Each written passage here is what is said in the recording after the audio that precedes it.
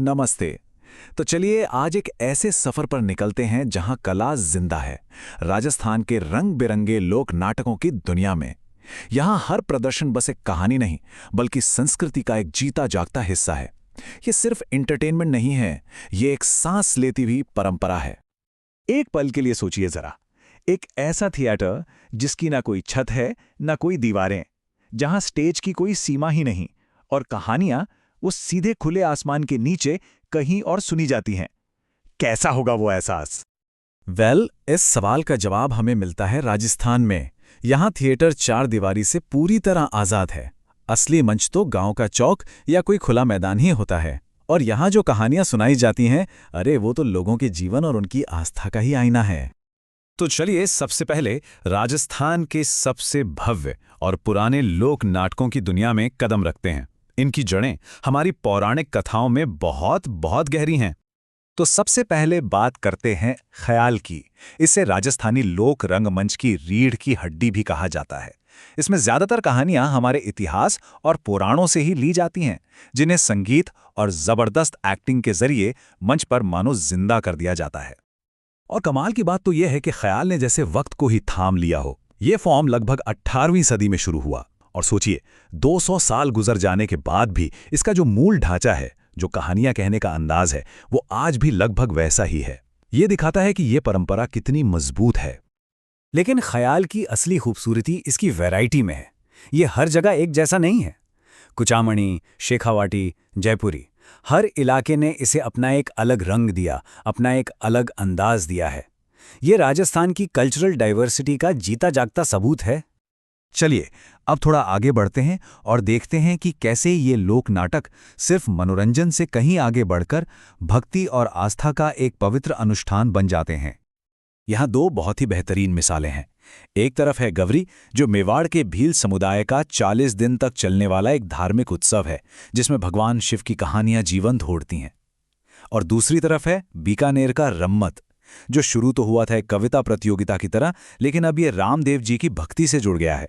दोनों ही मंच पर होते हैं, पर इनके पीछे की भावना मनोरंजन नहीं, बल्कि गहरी आस्था और पूजा की है। अब ये देखिए, फड़, ये कला का वाकई एक अद्भुत रूप है। जरा सोचिए, एक पूरा का पूरा मंदिर और पूरी कहानी बस एक कपड़े के टुकड़े पर। ये एक लोक देवता की पूरी जीवन गाथा को तस्वीरों में दिखाता है, जिसे फिर गाकर सुनाया जाता है। मतलब ये एक चलता फिरता मंदिर है। कोई भी फड़ प्रदर्शन 3 चीजों के बिना अधूरा है। पहला है भोपा, वो पुजारी कलाकार जो कहानी कहता है। दूसरा है वो तस्वीरों वाला कपड़ा, जो कहानी को आंखों के सामने ले आता है। और तीसरा सबसे अहम हिस्सा है संगीत, जो जंतर या रावण हत्ता जैसे पारंपरिक साजों पर उस कहानी में जान डाल देता है। इसी कड़ी में एक और नाम है रास लीला। ये तो पूरी तरह से भगवान कृष्ण के जीवन को ही समर्पित है। इसमें रासधार नाम के कलाकार कृष्ण की लीलाओं को बड़े ही भाव के साथ दिखाते हैं। ये भक्ति और कला का एक बहुत ही सुंदर संगम है। तो अब तक हमने देखा कि कैसे कहानियां और भक्ति इन नाटकों के केंद्र में है। अब हम उन कलाओं पर फोकस करेंगे जहां सबसे जरूरी चीज है एक कलाकार का अपना कमाल, उसका अपना हुनर। तो बात करते हैं स्वांग की। ये एक कलाकार के हुनर का, कह सकते हैं, असली इम्तिहान है।